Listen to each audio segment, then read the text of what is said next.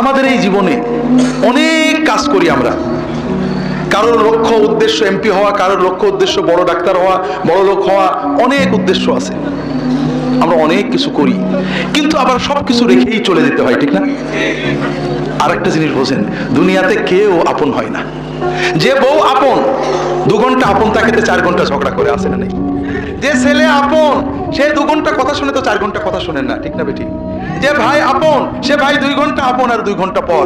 যে বাবা আপন, যে সবচেয়ে আপন মা আপন, সেও দেখা যাচ্ছে আরেক ভাইয়ের কথা শুনে পর হয়ে যায়, হয় না? হয় না? হাজেরিন, দুনিয়াতে কেউ 16 আনা আপন হয় না। আমাদের এই জীবনটা পরকে আপন করার, মানুষকে খুশি করার জন্য একটা সংগ্রাম। ছোটবেলায় বাবা মাকে খুশি করার চেষ্টা করেছি, পারিনি, কত মারছে, ঠিক না বেঠিক? বড় হয়ে বান্ধবীদের বন্ধুদের খুশি করার চেষ্টা করছি, থাকেনি, ঠিক না বেঠিক? বিয়ে করে বউকে স্বামীকে খুশি করার চেষ্টা করেছি, 16 আনা কখনোই হয়নি, ঠিক না বেঠিক? কর্মক্ষেত্রে, জীবনে, সব জায়গায় আমরা 12 আনা ব্যর্থ, যদি 4 আনা সফল হইও, ঠিক না বেঠিক? একজনই আছেন যাকে আপন করলে তিনি কখনো পর হন না, কে? আল্লাহকে আপন করতে পারলে সব সময় আল্লাহকে সাথে পাবেন। যদি আল্লাহকে আপন করে নিতে পারেন, আপনার বিপদে আপদে কষ্টে দুঃখে সব সময় মনে হবে আল্লাহ আপনার সাথেই রয়েছে। যে বেদনা কারোর কাছে বলা যায় না, বউয়ের কাছে বলা যায় না, মায়ের কাছে বলা যায় না, যে আনন্দে কাউকে শরীক করা যায় না, যদি আল্লাহকে আপন করতে পারেন, সেই আনন্দে আল্লাহকে শরীক করতে পারবেন, সেই বেদনার কথা আল্লাহর কাছে বলে বুকটাকে হালকা করতে পারবেন।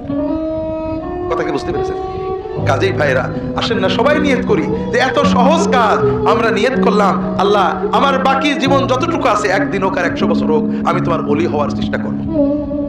আল্লাহ তাআলা সকলের নিয়ত কবুল করে নিন, আমিন। এখন প্রশ্ন হলো, আল্লাহর ওলি হতে কি লাগবে? কোরআন কারীমের 2টো আয়াত আমি আলোচনা করার চেষ্টা করব। আল্লাহ তাআলা তৌফিক দান করুন, আমিন। আল্লাহ তাআলা ওলির পরিচয় দিয়েছেন। দুর্ভাগ্যবশত বাংলাদেশের মানুষ, আমরা কিন্তু ওলি আল্লাহদের খুব ভক্ত, ঠিক না বেঠিক? এটা বাস্তব, কারণ ওলি আল্লাহরাই এদেশে দিন এনেছেন। ওলি আল্লাহদের ভক্ত হওয়া, মহব্বত করা খারাপ জিনিস না, কিন্তু সমস্যা হলো ওলিকে কিভাবে চিনবো? ওলির চিহ্ন কি? যে ব্যক্তির পাগড়িটা খুব সুন্দর সে ওলি, ঠিক না? তালি মনমোহনরা সিং, সেও তো বড় ওলি, ঠিক না? যার জুব্বাটা খুব সুন্দর সে আল্লাহর ওলি, ঠিক না? তাহলে তো ইন্ডিয়ার সাই বাবা আর খ্রিস্টানদের পোপ, সেও আল্লাহর ওলি হয়ে যেত। কথা বুঝতে পারেননি? যার দাড়িটা খুব বড় সে আল্লাহর ওলি, নাকি? তাহলে তো রবীন্দ্রনাথ ঠাকুর আল্লাহর ওলি হয়ে যেত। কথা বুঝেননি? যে অলৌকিক কাজ দেখাতে পারে, যে ফু দিলে বোতল ফেটে যায়, কাছে গেলে মনের কথা বলে যায়, নাম বলে দেয়, যে দোয়া দিলে রোগ ব্যাধি সেরে যায়, সে তো আল্লাহর ওলি, ঠিক না? তাহলে ভাইরা, ইন্ডিয়াতে শত শত সাধু আছে, শত শত সাই বাবা আছে, এরা সব আল্লাহর মহা ওলি হতো। একবার আশীর্বাদ করলে মন্ত্রী হয়ে যায়, গেলেই বলে দেয় তোর এই রোগ, তুই ওই কাজ কর, ওরা তো আল্লাহর ওলি, ঠিক না? হাজিরিন, এই জায়গায় বড় ফিতনা, বড় সমস্যা। বাংলাদেশের মানুষ এখানেই ঠকে গেছে। ওলিকে মহব্বত করে ওলি কিভাবে চিনতে হয় চেনে না। কারণ এই না চেনার কারণ ভাইরা, ছোট্ট একটা কথা না বললেই নয়, সবাইকেই বলতে হয়। কারণ আমরা মুসলমান, দিনের অনেক আবেগ আছে। দেখেন কত মানুষ আপনারা দিন শুনতে আসছেন, তাফসীরুল কোরআন শুনতে আসছেন, বছরে একবার লক্ষ লক্ষ টাকা খরচ করে, কিন্তু এই কোরআনটা আপনারা সবাই পড়েছেন তো? সবাই পড়েছেন? কোরআন পড়েছেন তো সবাই? কোরআন তরজমা সবাই পড়েছেন? হাজিরিন, জান্নাতটা কার? আল্লাহ তো তার জান্নাতকে ফুরফুরার পীর সাহেবকে আপাতত লিজ দিয়েছেন, ঠিক না? জানেননি?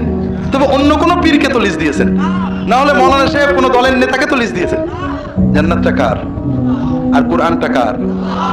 আল্লাহর কোরআন পড়বেন না, বুঝবেন না, আল্লাহর জান্নাতে যাবেন, এটা বড় কঠিন। যদি ঈমান বাঁচাতে চান, আলেমদের মুখে শুনতে হবে, ওয়াজ শুনতে হবে, সব ঠিক আছে, মশলা শুনতে হবে, কিন্তু সাথে সাথে একটা কাজ করতে হবে, সেটা হলো আল্লাহর কোরআন পড়তে হবে। কথা বুঝেননি?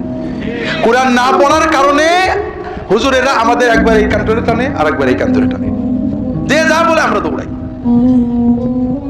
আল্লাহ তাআলা কোরআনের প্রথম আয়াতে প্রথম কথা কি নাজিল করেন? ইকরা, ইকরা বিসমি রাব্বিকাল্লাযী খালাক। ইকরা মানে শোনো, ঠিক না? পড়ো। আমরা কি পড়ে মুসলমান না শুনে মুসলমান? আল্লাহ বললেন পড়ে মুসলমান হও, পড়ো পড়ো পড়ো। আমরা মারা যাওয়ার পরে ফেরেশতারা আমাদের 3টে প্রশ্ন করবে, জানেন তো? মার রব্বুকা ওমা দীনুকা ওমান নাবিয়ুক, তোমার রবকে, তোমার দিন কি, তোমার নবী কে। যে প্রশ্নের উত্তর দিতে পারবে না সে বলবে হা হা লা আদরি সামাতুন নাস ইয়াকুলুনা শাইআন ফাকুলতু, হাই হাই আমি তো জানি না, আমি মানুষদেরকে শুনতাম কি জন্য বলতো, আমিও শুনে শুনে বলতাম, কিন্তু এখন তো মনে পড়ছে না। এই লোক শোনাউল্লাহ না পড়াউল্লাহ? শোনাউল্লাহ না পড়াউল্লাহ? আর যে পাশ করবে তাকে ফেরেশতারা 4 নম্বর প্রশ্ন করবে। খুব খেয়াল করেন, কিন্তু প্রশ্ন কিন্তু 3টে না 4টে। চতুর্থ প্রশ্ন তারা করবেন, ওমা ইউদরিক বিমা দারাইতা, তুমি যে এই 3টে প্রশ্নের উত্তর সঠিক সঠিক বলে দিলে, কিভাবে জানলে, কোথা থেকে শিখলে? ওই ব্যক্তি উত্তর দেবে, কি উত্তর দেবে? রাসূল সাল্লাল্লাহু আলাইহি ওয়াসাল্লাম বলে দিয়েছেন, ক্বারাতু কিতাবাল্লাহ ওয়া সাদ্দাকতু আয়াতিহি ওয়া সাদ্দাকতু রাসূলুল্লাহ, আমি আল্লাহর কিতাব পড়েছিলাম, ক্বারাতু পড়েছিলাম, আল্লাহর কিতাবের ভিতরে আল্লাহর আয়াতগুলোতে যা যা বলেছেন আমি সত্য বলে বিশ্বাস করেছিলাম, অর্থাৎ পড়েছিলাম, বুঝেছিলাম, আল্লাহ যা যা বলেছে সত্য বলে মেনে নিয়েছিলাম, অন্য রিওয়ায়াতে আল্লাহর নবীর কথাগুলোকে সত্য বলে মেনে নিয়েছিলাম, এই জন্য আমি উত্তর দিতে পেরেছি। এ লোক পড়াউল্লাহ না শোনাউল্লাহ? এ লোক পড়াউল্লাহ না শোনাউল্লাহ? তো ভাই কোন দলে যাবেন জানি না, আমার বড় ভয় হয়, শুধু শোনাউল্লাহ হয়ে ভাইয়েরা নাজাত পাওয়া যাবে কিনা আল্লাহই ভালো জানেন। আল্লাহ আপনার অন্তর জানেন, চেষ্টা জানেন, সাধ্য জানেন। আপনি সাধ্য মতো চেষ্টা করলে আল্লাহর কাছে পেয়ে যাবেন। কিন্তু যদি আল্লাহ দেখেন যে আমার বান্দা অবহেলা করে, তাহলে কি করবেন? হাজরিন, আল্লাহর দিন খুব সহজ। আমি লম্বা করতে পারবো না, অনেকগুলো বিষয় রয়েছে, শুধু একটুই বলবো ভাইরা, আমি আপনাদেরকে আমার লেখা বই পড়তে বলছি না। কার বই পড়তে বলছি? সবার ব্যাপারে মতভেদ আছে, কোরআনের ব্যাপারে মতভেদ আছে। কোরআন আমরা পড়ি না, কোরআন সহি পড়া শিখবেন, শুধু তেলাওয়াত করবেন না, তরজমাও পড়বেন। কোরআনের আরবি বুঝে কোরআন বোঝাটাই হলো উচিত। যখন আরবি জানবেন না, কোনো ভালো আলেমের কাছে যে দর্শে কোরআন শিখবেন, অথবা কোনো ভালো আলেমের অনুবাদ, তরজমা, তাফসীর নিয়ে পড়ে পড়ে পড়ে পড়ে কোরআনের অর্থ বোঝার চেষ্টা করবেন। বুঝতে পেরেছেন তো? আল্লাহ কোরআন কারিমে বলেছেন, আল্লাযীনা আতাইনাহুমুল কিতাবা ইয়াতলুনাহু হাক্কা তিলাওয়াতিহি উলাইকা ইউমিনুনা বিহি, যাদেরকে আমি কিতাব দিয়েছি তারা এই কিতাব হক তেলাওয়াত করে। হক তেলাওয়াত অর্থ হাদিস শরীফে এসেছে, বুঝে তেলাওয়াত করে, হৃদয় দিয়ে অনুভব করে তেলাওয়াত করে। আল্লাহ তাআলা বলেন এরাই হলো সত্যিকারের ঈমানদার। কথা বুঝেন? তাহলে কোরআনের হক তেলাওয়াত মানে বুঝে তেলাওয়াত করা, আর না বুঝে তেলাওয়াত করা তাহলে কি তেলাওয়াত? হাই হাই, কথা বলেন না কেন? না বুঝে তেলাওয়াত করা কি তেলাওয়াত? না হক তেলাওয়াত। বুঝে তেলাওয়াত যদি হক তেলাওয়াত হয়, তাহলে না বুঝে তেলাওয়াত না হক তেলাওয়াত। তারপরও আপনি সাধ্যের ভিতরে চেষ্টা করেছেন, বোঝেননি, আল্লাহ আপনাকে পুরো সওয়াব দেবেন। কিন্তু আপনি চেষ্টা করেননি, তাহলে তো মুশকিল। একজন মানুষ আমার কাছে আসছে, হুজুর আমি রিকশা চালাই, গরিব মানুষ, জামা টামা থাকে না, টুপি থাকে না, নামাজ রুখতে হয়, টুপি ছাড়া জামা ছাড়া নামাজ পড়লে কি হবে? আমি কি বলবো ভাই? হবে। ওই লোকটা বললো আলহামদুলিল্লাহ, জীবনেও আর টুপিও কিনবো না, জামাও কিনবো না। এইবার কি হলো? এটা কিন্তু ঠিক হলো না।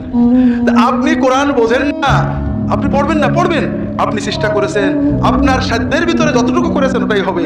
কিন্তু যদি আপনি না বুঝে পড়াটাকেই পূর্ণ পড়া মনে করেন, জীবনে আর বুঝবই না, তাহলে তো আল্লাহকে ধরা খেয়ে যাবেন।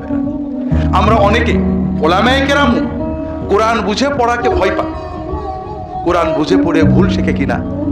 হাজরিন, অনেকে বলেন কোরআনের তাফসীর পড়তে 19 রকম এলেম লাগে। শুনেছেন নাকি এরকম কথা? শুনেছেন? তাহলে ভাইরা, যেটা বলছিলাম ভাইরা, কোরআনের তাফসীর পড়তে 19 রকম এলেম লাগে, তাহলে কোনো বই পড়া যায় না। হাদিস মুহাদ্দিস হতে 17 রকম এলেম লাগে, ফকিহ হতে 30 রকম এলেম লাগে, ওয়াইজ সুফি হতে, পীর হতে 30 রকম এলেম লাগে। তাহলে আপনারা ইহয়া উলুমুদ্দিনের তরজমা পড়তে পারবেন না, বেহেশতি জওহর পড়তে পারবেন না, হারাম। ফাজাইলে আমল পড়তে পারবেন না, হারাম। মুনতাকাবুল হাদিস পড়তে পারবেন না, হারাম। রিয়াদুস সালেহিন পড়তে পারবেন না, হারাম। যদি তাফসীর করা আর তাফসীর পড়া এক হয়, তাহলে সব বই পড়াই তো আরাম হয়ে যাবে। কথা বোঝেননি? তাফসীর করার জন্য ইলম লাগে, মুহাদ্দিস হওয়ার জন্য ইলম লাগে, ফকিহ হওয়ার জন্য ইলম লাগে, সুফি হওয়ার জন্য ইলম লাগে। কিন্তু তাসাউফের বই লেখা বই পড়ার জন্য, হাদিসের লেখা বই পড়ার জন্য, আমলের লেখা বই পড়ার জন্য, ফিকহের লেখা বই পড়ার জন্য কোনো ইলমই লাগে না। না ইলম আলাদের জন্যই তো বইগুলো লেখা হয়। কথা বুঝতে পারেন? বড় কষ্ট লাগে ভাইরা। আমরা মানুষদেরকে কোরআন থেকে সরিয়ে নিতে চাই, এর কারণ অন্য কিছু না। যখন কেউ কোরআন পড়ে তখন আলেমদেরকে নানা রকম প্রশ্ন করে। আমাদের সমাজে আলেম ওলামারা নির্যাতিত, নিপীড়িত, নিগৃহীত, বঞ্চিত। গরিব মানুষ বেতন পায় 5,000 টাকা, ইমামতি করে, গায়েল শোনে, সব জায়গায় বই পড়ার সুযোগ পান না, গবেষণার সুযোগ পান না। যদি মুসল্লি এসে উল্টো পাল্টা প্রশ্ন করে, উনি পড়বেন কোথায়? বকা দিয়ে দেন, কেন এইসব পড়ো, তুমি কি সব নাসিক মানসুক জানো নাকি? কথা বুঝতে পেরেছেন? ওলামায়ে কেরাম অনুরোধ করবো, এটা 100 বার ঠিক, ওলামায়ে কেরাম মাজলুম, কিন্তু তাই বলে আপনার দ্বারা যেন দিনের ক্ষতি না হয়। আপনি উত্তর দিতে না পারলে বলবেন যে ভাই ঠিক আছে, আপনি কোরআনের তরজমা পড়েছেন ভালো, এর উত্তরটা আমি আমার উস্তাদদের আলেমদের থেকে জেনে আপনাকে পরে জানাবো। অথবা বলেন আমাকে আলেমের কাছে যান। মানুষদেরকে কোরআন পড়তে, কোরআন বুঝতে আপনি বাধা দেবেন না ভাইরা, উলামায়ে কেরামের কাছে যেতে হবে। কিন্তু এই লক্ষ লক্ষ মানুষ কেন গোমরাহ হয়ে যাচ্ছে? আমার বড় ভয় লাগে। আমাকে অনেকে বলেন হুজুর কোরআন পড়ে গোমরাহ হয়ে যাবে, নাউজুবিল্লাহ। এই যে সমাজের লক্ষ লক্ষ মানুষ শিরকে ডুবে আছে, বিদআতে ডুবে আছে, পাপে ডুবে আছে, বেপরদা চলছে, জেনা ব্যভিচার করছে, মদ খাচ্ছে, সুদ খাচ্ছে, কবরে সেজদা করছে, পীরের সেজদা করছে, দ্বীনের নামে শিরক কুফর করছে, এরা কোরআন পড়ে করছে না না পড়ে করছে? ভাইরা, কোরআন পড়ে কেউ এইসব করে না। কোরআন পড়ে খুব কম লোকই ভুলভাল করে, অধিকাংশ মানুষই ভালো হয়ে যায়। কথা বলেন না? এখন কেউ যদি বলে মাদ্রাসায় পড়ে অমুক লোক চোর হয়েছে, 100 জনের ভেতর 2 জন লোক খারাপ হয়েছে, কাজেই মাদ্রাসায় পড়া যাবে না, কথা কি ঠিক হবে ভাইরা? কেউ যদি বলে দাড়ি রেখে অমুক লোক অন্যায় কাজ করেছে, কাজে দাড়ি মানি রাখা যাবে না, এটা কি ঠিক হবে ভাইরা? না। কাজেই আমার অনুরোধ হলো, ভাইরা যদি সত্যিকারের ঈমান বাঁচাতে চান, ঈমান নিয়ে জান্নাতে যেতে চান, আল্লাহর ওলি হয়ে জান্নাতে যেতে চান, সব কথা বলবো। প্রথমে যে কথা হয়তো শেষে বলা হবে না, বলে যাব। আল্লাহর হস্তে নিজের ঈমান নিজে বাঁচাতে হবে ভাইরা। নিজে কোরআন পড়ুন, সহিহ তেলাওয়াত শিখুন, কোরআনের তরজমা পড়ুন। না পড়তে পারলে যদি আপনারা নিরক্ষর হন, মসজিদের ইমাম সাহেবকে মাসে 200 টাকা, 300 টাকা, 500 টাকা দেবেন, যে সপ্তাহে অন্তত 1 দিন 2 দিন, অথবা প্রতিদিন ইশার পরে, মাগরিবের পরে, জোহরের পরে, ফজরের পরে 10 মিনিট, 15 মিনিট, 20 মিনিট মাআরিফুল কোরআন, তাফসিরে তাওজিহুল কোরআন, কোন ভালো আলেমের লেখা তফসির, তুমি শুধু কোরআনের আয়াত পড়বে আর তফসিরটা পড়বে, নিজের থেকে কিছু বলবে না। বাইরে একটু দেখেন না, 1 বার 2 বার কোরআন তরজমা পড়ুন অথবা শুনুন, দেখবেন ঈমান পাল্টে গেছে, তাকওয়ায় আপনার অন্তর লাল হয়ে গিয়েছে, রঙিন হয়ে গিয়েছে, আল্লাহর বেলায়েত আপনি এমনিই পেয়ে যাবেন। আল্লাহ রাসূল সাল্লাল্লাহু আলাইহি ওয়াসাল্লাম বলেন, ইন্না হাযাল কুরআন শাফিউন মুশাফফা ওয়া মাহিলুন মুসাদ্দাক ফামান জাআলাহু আমামাহু কাদাহু ইলাল জান্নাহ ওয়া মান জাআলাহু খালফাহু কাদাহু ইলান নার আও কামা ক্বালা সাল্লাল্লাহু আলাইহি ওয়াসাল্লাম। এই কোরআন যার জন্য শাফাআত করবে, আল্লাহ তার শাফাআত শুনবেনই, আর যার বিরুদ্ধে বিবাদী হবে তার আর রক্ষা নেই। কেউ যদি এই কোরআনকে সামনে রাখে, কোরআনের তালেবে ইলম হয়, কোরআনের মুরিদ হয়ে যায়, কোরআনের অনুসারী হয়ে যায়, এই কোরআন তাকে জান্নাতে নিয়ে যাবে। আর কেউ যদি কোরআনকে পিছনে ফেলে রাখে, কোরআনকে মটকাই তুলে রাখে, কোরআনকে সামনে না রাখে, এই কোরআনের সাথে যদি বেয়াদবি করে, কোরআন তার বিরুদ্ধে গেলে তার আর বাঁচার উপায় থাকবে না। তো ভাইরা, আমরা অনেক সময় বলি যে আমি অমুক হুজুরের মুরিদ, আমার হুজুর যদি জান্নাতে যায় আমিও যাব, এরকম বলে নাকি? হলে তাই না? আমি একবার এক ওয়াজের মাহফিল, এরকম একটা বড় ওয়াজ মাহফিলে, কোথায় যেন চট্টগ্রাম না কোথায়, এরকম বলছি আমাদের দাদা হুজুর জান্নাতে আমিও যাবো। এই কোনে এক যুবক বসেছিল, সে ছোট্ট করে বলছে, হুজুর আপনার দাদা হুজুর জান্নাতে গেছে, দেখে আইছেন তো? কথা বোঝেননি? অমুক হুজুর, অমুক পীর, অমুক মাওলানা, অমুক মুর্শিদ জান্নাতে গেছে, দেখে আসছেন নাকি? কি করে বললেন? ইমাম আবু হানিফা রাহমাতুল্লাহ আলাইহি তার লেখা ফিকহুল আকবার বইটার অনুবাদ এবং ব্যাখ্যা এখানে পাবেন। তিনি তার এই ফিকহুল আকবার বইয়ে এবং ইমাম তাহাবী রাহমাতুল্লাহ আলাইহি তার আল আকীদা তাহাবিয়া বইয়ে স্পষ্ট লিখেছেন, যার নাম কোরআনে নেই অথবা যার নাম কোনো হাদিসে স্পষ্ট নেই, কোরআন বা হাদিসে যাকে জান্নাতি বলে, আল্লাহর ওলি বলে সাক্ষ্য দেওয়া হয়নি, এই রকম কোন মানুষকে আল্লাহর ওলি বলা তো দূরের কথা, জান্নাতে যাবে এই কথাও নিশ্চিতভাবে বলা যাবে না। কিন্তু এই কোরআন যে জান্নাতে যাবে এ ব্যাপারে কি সন্দেহ আছে? তাহলে আসেন না কোরআনকে ধরি। আর আল্লাহর হাবিব, আল্লাহর খলিল মুহাম্মদ রাসূলুল্লাহ তিনি বলছেন কোরআনকে ধরলে জান্নাতে নেবেই, এরপরও কি সন্দেহ থাকে? আপনারা অনেক সময় মনে করেন যে কোরআন ধরা কঠিন, হুজুর ধরা সহজ, ঠিক না? আমি আল্লাহর ওলি হওয়ার আয়াত এবং হাদিস বলবো, তার আগে একটা মজার কথা মনে পড়লো, না বললে পরে ভুলে যাব। আমাদের দেশে অনেক মানুষ আছেন যারা বলেন নামাজ না পড়লে কি হয়, ঈমান ঠিক আছে, বলে না? আছে, মাশাআল্লাহ। হ্যাঁ, আর আমি আপনাদের মারেফতের ভেদ বলি, নামাজ পড়ে না ঈমান ঠিক আছে, এইরকম মুসলমান বাংলাদেশে যত বেশি হবে আমাদের হুজুরদের তত লাভ। এই জন্য আমরা যতই বলি নামাজ পড়ো, বাবার নামাজ পড়ো, এটা আমাদের মুখের কথা। দেখবেন বেনামাজি মরে গেলে দাওয়াতে চলে যায়, বেনামাজির জানাজা পড়াই, দুবাই মাশাআল্লাহ জান্নাতুল ফেরদৌসে পৌঁছে দিই। ঠিক আছে না? ঠিক আছে। কারণ নামাজ পড়ে না এই রকম মুসলমান বেশি থাকলে আমাদের লাভ। কি করে? একটু ভেদের কথা শিখে না। নামাজ পড়ে না, ইমান ঠিক আছে, তার মানে সে বোঝে যে বিপদ আপদ আল্লাহ দেয়, আল্লাহই কাটায়, কিন্তু নামাজ কালাম জানে না। ওর যখন কোনো বিপদ হয়, ছোট বিপদ বড় বিপদ, গরুর অসুখ, ছেলের অসুখ, স্বামীর অসুখ, মামলা মোকদ্দমা, রোগ ব্যাধি, মাথা ব্যথা, কষ্ট হয়, ও আল্লাহর কাছে দোয়া করতে জানে, নামাজ কালাম জানে না। ও তখন কি করে? 200 টাকা 500 টাকা, একটা মুরগি 2টো ছাগল নিয়ে, আমাকে অবহেলা করেন না, বাংলাদেশের 16 কোটি মানুষের জন্য প্রায় 12 লাখ পীর আছে, তার ভিতরে আমি একজন, একবার খেলাফত হওয়া পীর, কাজেই আমরাও ভাগের ভাগ কিছু পাই। তাহলে বেনামাজি মুসলমান নারী পুরুষ দেশে বেশি থাকলে আমাদের লাভ না লস? আর আপনাদের লস। কেন? 1 নম্বর হলো ইমানটা লস। কারণ আপনি আল্লাহ রাসূল সাল্লাল্লাহু আলাইহি ওয়াসাল্লাম বারবার বলেছেন নামাজ না পড়লে ইমান ঠিক থাকে না। যত হুজুরি যাই বলুক, মুহাম্মদ রাসূলুল্লাহ সাল্লাল্লাহু আলাইহি ওয়াসাল্লাম বলেছেন নামাজ না পড়লে ইমান ঠিক থাকে না। 2 নম্বর কথা হলো আরো ইমান যাওয়ার অন্য কারণ আছে। বিপদে পড়লে কার ডাকতে হয়? আপনি বিপদে আল্লাহকে না ডেকে মনে করেন অমুকের কাছে গেলেই বোধহয় বিপদ কেটে যাবে, এটাও ইমান নষ্ট হওয়ার একটা কারণ। তাহলে আপনি প্রথমে ইমানটা নষ্ট করলেন, হারালেন। 2 নম্বর, আপনার টাকা, ছাগল, গরু হারালেন। ওইটা নিজের বাড়িতে বাচ্চা কাচ্চা নিয়ে জবাই করে খাইলে, বিক্রি করে টাকা দিয়ে খাইলে আপনার লাভ হতো না? আমার দিয়ে দিলেন, আমার তো এমনি চর্বি অনেক। তাহলে 2টো লস গেল। কয়টা লস গেল? 3টে লস হলো, যে জন্য গেলেন সেটাও হয় না। এই হুজুরির সব হাদিয়া দিলেই কি বিপদ কেটে যায় একেবারে? প্রতি বছরই তো দেয়া লাগে, তারপরও বিপদ থেকেই যায়। ঠিক না? ঠিক। হ্যাঁ, বিপদ কাটে, সবারই কাটে। ওই মা কালীর মানত যে করে তারও কাটে, ও যে দরগায় মানত করে তারও কাটে, যে কিছুই করে না তারও কাটে। না কাটে না? কারণ মানুষ যখন মনের আবেগে ডাকে, শিরিক করলেও আল্লাহ দোয়া কবুল করে, আল্লাহ কোরআনে বলেছে। তবে শিরকের জন্য তাকে শাস্তি দিতে হবে। তাহলে লস কয়টা হলো? 3টে। ইমান লস হলো, টাকা পয়সা লস হলো, বিপদ রয়েই গেল। হাজরিন, আর যদি নামাজ পড়তেন, আল্লাহ রাসূল সাল্লাল্লাহু আলাইহি ওয়াসাল্লাম বলছেন, আকরাবু মা ইয়াকুনুল আবদু মিনাল্লাহি ওয়া হুয়া সাজিদ ফাআকতিরু ফীহি মিনাদ দুআ ফাইন্নাহু কামিনুন আইস্তাজাবা লাক। বান্দা যখন নামাজে সাজদা করে, তখন বান্দা আল্লাহ তাআলার সবচেয়ে কাছে চলে যায়, নিকটবর্তী হয়ে যায়, বান্দার সাথে আল্লাহর দিদার হয়ে যায়। ওই সাজদার ভিতরে তোমরা বেশি বেশি করে আল্লাহর কাছে দোয়া করবে। নামাজের সাজদার ভিতরের দোয়া আল্লাহ কবুল করার সম্ভাবনা খুবই খুবই বেশি। কাজেই যে মানুষ নামাজ পড়তে পারে, নামাজে আল্লাহকে ডাকতে পারে, নামাজ পড়ে আল্লাহর কাছে দোয়া করতে পারে, ওর কোনো বিপদ থাকে না। আমি আপনাদের নিশ্চয়তা দিয়ে বলছি, নামাজটা মন দিয়ে পড়েন। নামাজের সেজদায় রাসূলুল্লাহ সাল্লাল্লাহু আলাইহি ওয়াসাল্লাম যে সুন্দর সুন্দর দোয়া পড়তেন, পড়েন। 1টা মাস পড়ে দেখেন, আপনার কোনো বিপদ থাকলে আপনি আমাকে বলেন। আপনারা মনে করেন নামাজ পড়া কঠিন, হুজুরের কাছে যাওয়া সহজ। ঠিক এই কথাটা কি, চিন্তাটাকে ঠিক? নামাজ আমার মালিকের সাথে পড়বো, 2 মিনিট 5 মিনিট মালিকের সাথে কথা বলবো, আর হুজুরের কাছে যাবো, গাড়ি উঠবো, গাড়ি চড়বো, টাকা নেবো, হাদিয়া নেবো, দেবো, আবার টেনশন করবো। সহজ কোনটি? আল্লাহু আকবার। বাইরে একটা কথা বলি, হয়তো টিভিতে কেউ শুনেছেন, আমার জীবনে অনেক কথা আছে।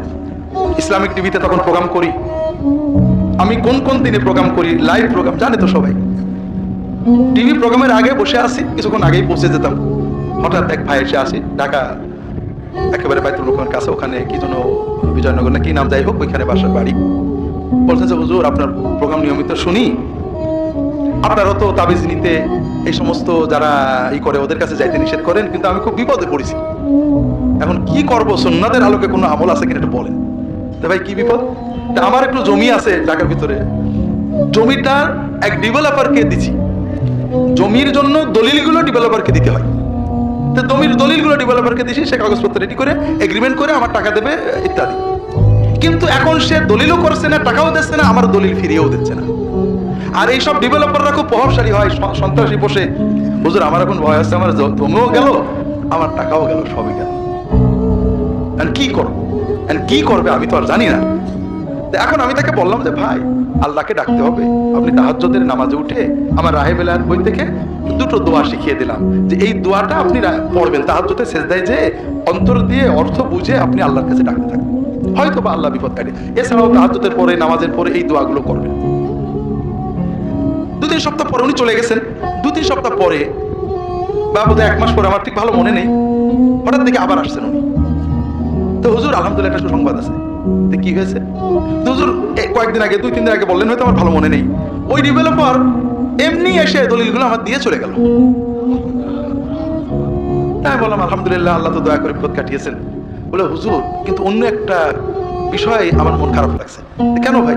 বলে হুজুর আমি এই যে কয়েক সপ্তাহ তাহাজ্জুদের নামাজে সেজদায় যে আল্লাহর কাছে দোয়া করছিলাম, কাঁদছিলাম, এত মজা পাচ্ছিলাম, এখন আমার মনে হচ্ছে যে দলিলটা যদি আরো 2-4 মাস পরে দিত তাহলে ভালোই হতো।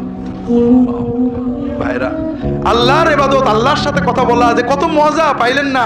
মনে করলেন হুজুরের কাছে আরাম, আর আল্লাহর কাছে দিনের ভিতরে 10-15 মিনিট 20 মিনিট নামাজে কথা বলবে, এটা কষ্ট। ভুল বুঝলেন ভাইরা। আপনারা মনে করলেন যে কোরআনের মুরিদ হওয়া কঠিন, হুজুরের কাছে যায়। ভাইরা না, কোরআন আল্লাহর কালাম, কোরআন আপনার ঘরে আছে, পড়বেন, আল্লাহর সাথে কথা বলবেন, দিলে তাকওয়া আসবে। হ্যাঁ, এরপরে কোরআনের আলোকে যে আলেমকে ভালো পাবেন, সেই আলেমের সোহবতে যাবেন, মসলা মাসাইল শুনবেন। একা কোরআন পড়ে মুফতি হওয়ার চেষ্টা করবেন না, কারণ আল্লাহ নিজেই কোরআনে বলেছেন প্রত্যেক মুমিনকে কোরআন বুঝে পড়তে হবে। ইয়াতলুনা হাক্কা তিলাওয়াতিহি। আবার আল্লাহই কোরআনে বলেছেন ফালাউলা নাফারা মিন কুল্লি ফিরকাতিন মিনহুম তাইফাতুন লিয়াতাফাক্কাহু ফিদ্দীন।